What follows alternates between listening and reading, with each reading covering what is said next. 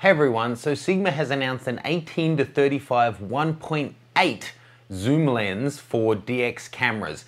In this video I'm going to talk through 3 reasons why you really want to sit up and take notice of this one, and a couple of points why you might want to just cool off and not rush out and buy this thing just yet.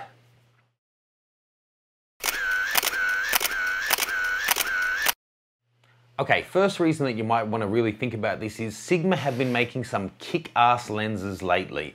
The 120 to 300 2.8 zoom lens looks fantastic. The 35 1.4 has a back order around the world and has been getting rave reviews around the world. They're really spending their time on quality control and making sure that the lenses that they're putting out, especially in the new art lineup, are top of the line. So from that perspective, I have really high hopes for this guy.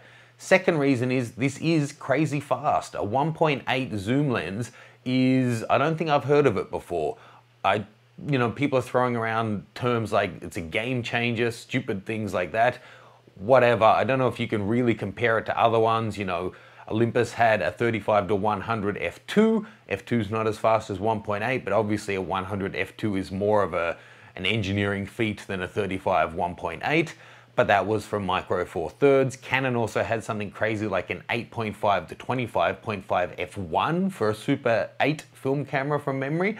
So there are some crazy fast lenses out there, but in terms of modern day top quality DX lenses, there's not really anything out there that really competes with this one. And third reason, generally, if you're committed to the DX format, and why not, to a crop sensor size, DX is a Nikon term, crop, each brand has their own thing, why not? There are a lot of advantages to sticking to crop bodies. It's just great to see high-end quality glass coming out for you guys. So from that perspective, that's an absolute win. But there's a few reasons why you want to just tread carefully. First of all, 18 to 35 is a bit of an odd focal length in my opinion. Once you factor in the fact that you do have a field of view crop factor, so on Nikon and Sony and Pentax and those guys it's 1.5, on Canon it's 1.6, your field of view becomes like 27 or high 20s to mid 50 mil. So that's kind of mid wide angle to standard zoom. So if that's how you shoot, awesome, but I strongly recommend that you take a moment and actually check where a lot of your shots are taken. If you're new to shooting, you may not really be familiar with it. Jump into Lightroom or some software like that and it'll let you filter by focal length and see. If you're never shooting in that range, then this isn't really an option for you. It's kind of a waste. Other thing to keep in mind is this is not going to be cheap. I would say it's going to be around about $1,000 US and a bit more expensive relatively in other countries. The Art Series lenses they're not cheap. They're going to be high quality lenses. And the other thing is, if you find that you do have the budget and it is something that's going to be suitable for you, there'll be a waiting list all around the world. That's how they're doing things these days at Sigma. So if you're sure that this is something you want, I'd be reasonably confident that these are going to be really well made. You might want to jump on a waiting list early with this guy. So pluses and minuses. Now, what do we know about the actual specifications on this one? We don't know the price, but it is an incredibly complex lens. This has 17 elements in 12 groups. What that actually means is that the number of pieces of glass inside the lens, there's 17 of them. That's a lot. Even high-end professional grade 2.8 zoom lenses for thousands and thousands of dollars generally don't have that many elements. So this has taken a fair bit of design and engineering work to get this to be as sharp as they want. And not always, but generally, more elements means that they are working and putting in more complex stuff to try and correct aberrations and get, to reduce the amount of distortion that the lens has.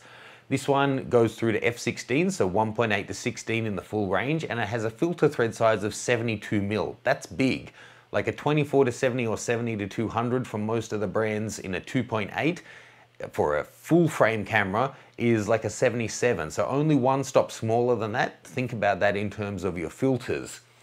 Minimum focusing distance is 11 inches. Not sure what zoom length that's at, but it's 1 to 4.3, so it's not incredibly big. For example, a macro is 1 to 1, so you're not going to be able to get in that close to things.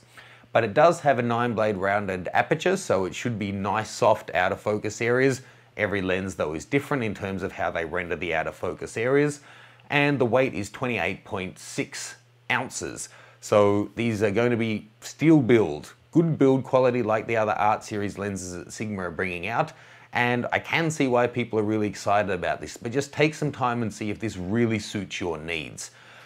If you have any questions, fire away. If you are thinking of getting this one, you can jump over to that Nikon Guy community forum. There's a thread going on there where you can discuss it. And if you're not already, you can follow that Nikon Guy, that's me, on how to use all of your equipment on YouTube.